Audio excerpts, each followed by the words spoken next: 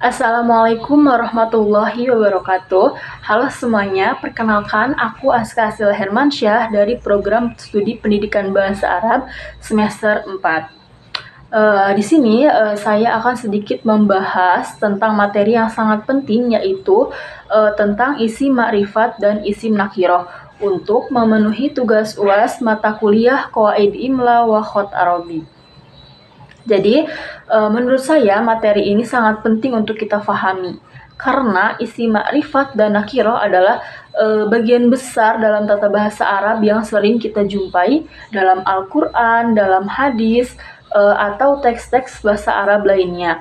Nah, dengan memahami perbedaan antara isim ma'rifat dan isim nakirah ini, kita lebih bisa untuk menerjemahkan teks-teks bahasa Arab, memahami konteks kalimatnya, dan sebagainya. Jadi, penguasaan materi ini akan sangat membantu dalam kita mempelajari bahasa Arab tersebut. Nah, langsung saja kita akan membahas pembahasan tentang isim ma'rifat dan isim nakirah. Oke, jadi di sini saya akan membahas terlebih dahulu apa itu isim ma'rifat. Jadi, pengertian isim ma'rifat itu sendiri adalah al-ma'rifatu hiya ismun yadullu ala syai'in muayyanin. Jadi artinya isim ma'rifat adalah isim yang memiliki arti yang bersifat khusus. Isim ma'rifat bisa juga diartikan sebagai benda yang merujuk pada suatu yang telah diketahui, dikenali, atau ditentukan, baik oleh seorang pembicara maupun pendengarnya. Jadi kata ma'rifat itu berasal dari bahasa Arab, yaitu arafa ya'rifu, artinya mengetahui. Sebelum mempelajari lebih lanjut tentang isim ma'rifat dan isim nakirah, jadi dalam tata bahasa Arab, isim itu berarti kata benda. Nah, isim itu dibagi menjadi dua. Yang pertama ada isim ma'rifat dan yang kedua ada isim nakirah. Nah, jadi di sini saya akan membahas satu persatu dari kedua isim tersebut. Jadi, dalam bahasa Arab, isim itu artinya kata benda. Nah, isim ma'rifat itu maksudnya kata benda yang sudah jelas, yang sudah diketahui siapa yang dimaksud atau apa yang dimaksudnya. Jadi, benda tersebut sebagai benda yang spesifik, nggak bersifat umum.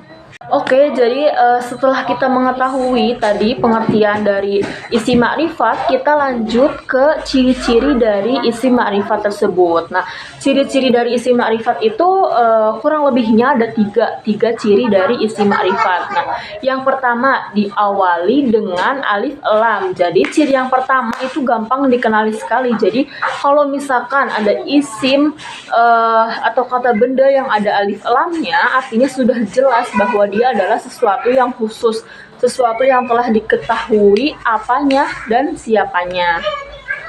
Ciri yang kedua yaitu tidak memakai tanwin. Jadi sudah pasti kalau misalkan ada alif lam, nggak mungkin ya di suatu kata tersebut ada tanwinnya gitu. Terus ciri yang terakhir, ciri yang ketiga yaitu maknanya sudah diketahui atau sudah ditentukan. Jadi sesuai dengan pengertian dari isim ma'rifat tersebut, yaitu isim yang sudah diketahui. Pembahasan yang ketiga kita akan membahas mengenai kaidah penulisan dari isim ma'rifat tersebut. Jadi pembahasan kali ini yaitu tentang kaidah. Ada 4 kaidah mengenai penulisan dari isim ma'rifat. Yang pertama, ditulis dengan alif lam ta'rif di awal kata. Yang kedua, menandakan kata tersebut sudah ma'rifat atau diketahui. Yang ketiga yaitu tanwin dihilangkan karena isim sudah ma'rifat atau sudah diketahui. Dan yang keempat, yang terakhir, yaitu tidak memakai tanwin karena sudah spesifik dan biasanya digunakan ketika objek sudah diketahui atau telah disebut sebelumnya. Jadi itulah 4 dari kaidah penulisan isim ma'rifat. Sekarang pembahasan terakhir dari isim ma'rifat, yaitu kita akan beri contoh bagaimana isim ma'rifat itu. Jadi contohnya ada 4 contoh ya. Yang pertama, al-kitabu artinya buku itu. Yang kedua contohnya yaitu Ahmadu, Ahmad, nama orang ya. Terus yang ketiga ada anta, artinya kamu, dan yang keempat itu huwa ya, dia laki-laki. Jadi semua contoh-contoh tersebut, contoh makrifat tadi yang sudah saya sebutkan, mereka ini maknanya sudah diketahui, jadi mereka sudah jelas bisa disebut sebagai isim makrifat. Tadi kan kita sudah bahas tentang isim makrifat. Nah, di pembahasan yang kedua ini kita akan membahas tentang isim nakiro. Nah, jadi isim nakiro adalah kullu ismin syai'in fi jinsihi la yukhtassu bihi wahidun duna akhor. Jadi arti dari kalimat tersebut adalah setiap isim yang menunjukkan arti yang umum pada jenisnya, yakni tidak dikhususkan kepada sesuatu barang atau tidak khusus pula kepada yang lainnya. Jadi isim nakiro ini adalah kata benda yang belum menunjukkan makna tertentu dan bersifat umum. Isim ini dapat berubah menjadi makrifat dengan penambahan alif lam atau dengan disandarkan pada sesuatu yang makrifat. Jadi tadi mah kan isim makrifat mah sudah diketahui apanya atau siapanya. Nah, sedangkan isim nakiro ini sebaliknya dari isim makrifat tersebut. Jadi maknanya belum diketahui.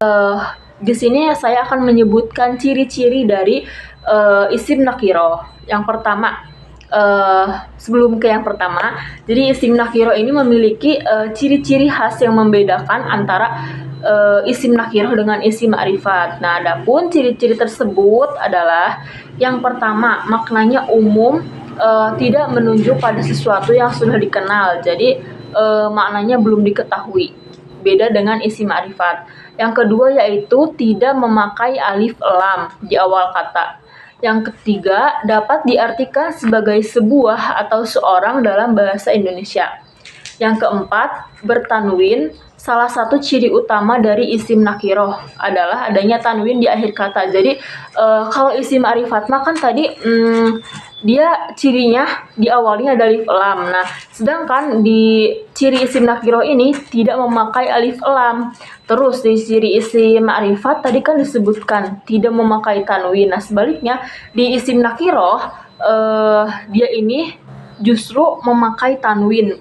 Dia ini menjadi suatu ciri khusus dari isim nakiro tersebut. Setelah tadi kita membahas tentang ciri, kita akan membahas tentang kaidah penulisan dari isim nakiro. Yang pertama, tidak menggunakan alif lam ta'rif. Terus yang kedua, menggunakan tanwin di akhir kata sebagai tanda kenakirohan. Yang ketiga, dibaca dan ditulis sesuai harokat dan posisi i'rob, seperti i'rob rofa, nasab, dan jar. Kita akan membahas tentang contoh dari isim nakiroh tersebut. Contoh yang pertama yaitu kitabun. Kitabun artinya sebuah buku. Nah, dia awalnya ini kan awal katanya tidak memakai alif lam, dan di akhir katanya ini dia menggunakan tanwin. Lalu yang kedua ada waladun, artinya seorang anak laki-laki, dan kolamun yaitu artinya sebuah pena. Jadi dalam semua contoh yang tadi disebutkan, kita ini belum tahu buku yang mana, anak siapa, dan pena yang siapa. Jadi karena itulah dia disebut nakiroh, masih umum, belum diketahui siapa atau apanya secara spesifik. Oke, jadi tadi kita sudah membahas materi tentang isim ma'rifat dan isim nakiroh. Jadi kita beri perbedaan antara isim ma'rifat dengan isim nakiroh. Jadi contohnya begini. Al-kitabu, nah artinya kan buku itu. Dia ini isim ma'rifat. Kenapa disebut isim ma'rifat? Karena di awal dia sudah memakai alif lam, dan artinya itu sudah jelas bahwa dia adalah sebuah buku. Lalu yang kedua, contoh yang kedua yaitu ada kitabun. Nah, dia ini awalnya tidak diawali dengan alif lam, tetapi akhirnya menggunakan tanwin. Maka kata tersebut termasuk ke dalam isim nakiroh. Jadi kunci perbedaan antara nakiroh dan ma'rifat adalah kejelasan maknanya. Jika sudah spesifik, maka dia disebut dengan ma'rifat. Nah, jika masih umum atau belum spesifik, maka dia disebut dengan isim nakiro. Seperti itu. Jadi simpelnya gini, isim nakiro ini adalah kata benda yang maknanya masih umum atau belum jelas. Nah, kita tahu benda atau orang itu, tapi belum tahu pasti siapa atau tempatnya.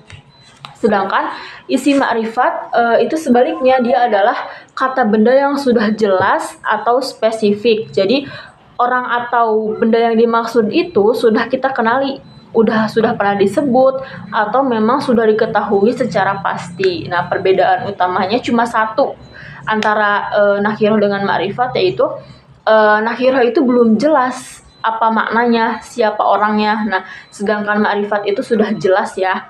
Nah, jadi sekarang kita tinggal perhatikan saja, kalau misalkan kita ketemu kata benda dalam bahasa Arab, coba tanya ke diri sendiri. Jadi maksudnya ini apa? Apa maknanya sudah jelas atau belum? Nah, kalau misalkan sudah jelas berarti dia bisa disebut sebagai isim ma'rifat. Nah, sedangkan belum jelas atau artinya masih umum, belum spesifik, maka dia disebut sebagai isim nakiro. Oke teman-teman, alhamdulillah kita sudah sampai di akhir pembahasan. Mungkin itu penjelasan dari saya mengenai materi tentang isim ma'rifat dan nakiro. Nah, semoga penjelasan ini bisa dimengerti dan membantu kalian semua dalam memahami tentang materi isim nakiro dan ma'rifat, juga membawa manfaat dan menjadi bagian dari ilmu yang barokah. Ingat ya, menuntut ilmu itu adalah ibadah, jadi terus semangat dalam belajar walaupun sedikit demi sedikit. Semoga Allah mudahkan kita semua, amin. Nah, kalau misalkan dari teman-teman ada yang kurang mengerti tentang pembahasan tadi yang saya bahas atau yang saya jelaskan, teman-teman bisa belajar lagi, bisa diskusi bareng dengan teman-teman yang lainnya. Terima kasih sudah tonton videonya sampai akhir. Kurang lebihnya mohon maaf. Wassalamualaikum warahmatullahi wabarakatuh.